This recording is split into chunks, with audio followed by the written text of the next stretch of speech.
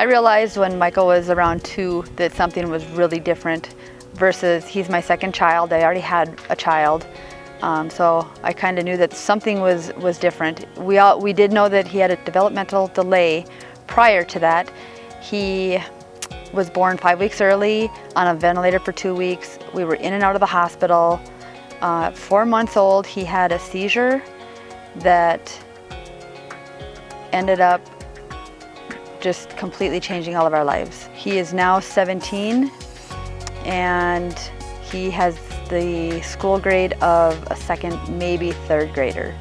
We're working at school on life skills. He's just learning the basics, how to count money back. What challenges do I face on an annual basis? I would have to say just being around people in itself is a challenge for me.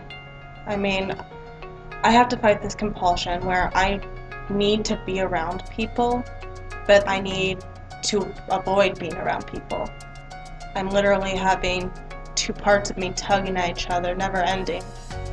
It's a very unpleasant feeling. My brother was always different, and he had a hard time socializing with other kids and even socializing with my friends. So, my parents sat me down one day and they said, "James, Kevin's different. He's got, Asperger's and autism." Well, I'm like, "Well, what's that?" And they're like, "Well, basically that's what Kevin is. That's just him. That's how they label his behavior." Family life with Michael is interesting at times. He is a very, very good kid. He is into sports. Everything in his life revolves around sports and has since he was 2 years old. For the rest of life, Michael really tags along and does everything that we as a family do. He goes to all his brother's hockey games.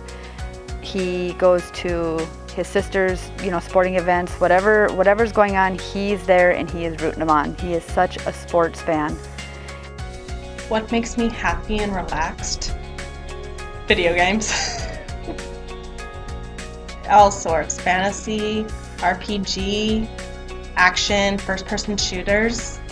There's just something about the characters, the storyline. I appreciate the story, I appreciate the characters, I appreciate the amount of effort that was put into this game. Video games, for me, it's literally like something I need.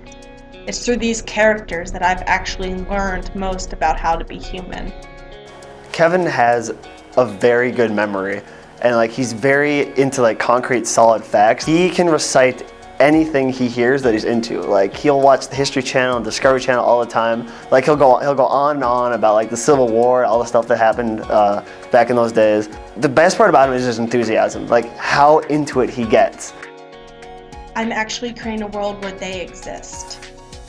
These people are more than just bits of data. For me, it's almost like they themselves are alive. I live through them, and in a way, it's almost like they are a part of me.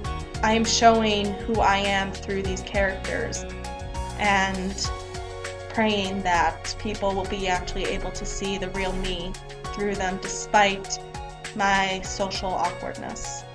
That's a few weeks ago, we got him to go out to Lindenwood Park with a bunch of my classmates, Tanya and Sephra.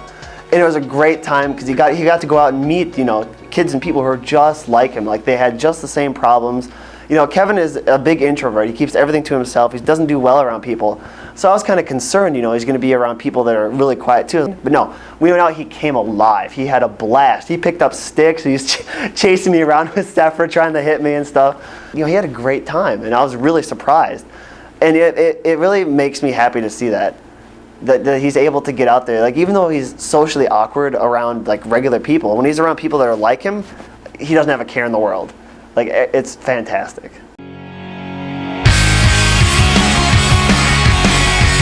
There you go, you're always so right. It's all a big show, it's all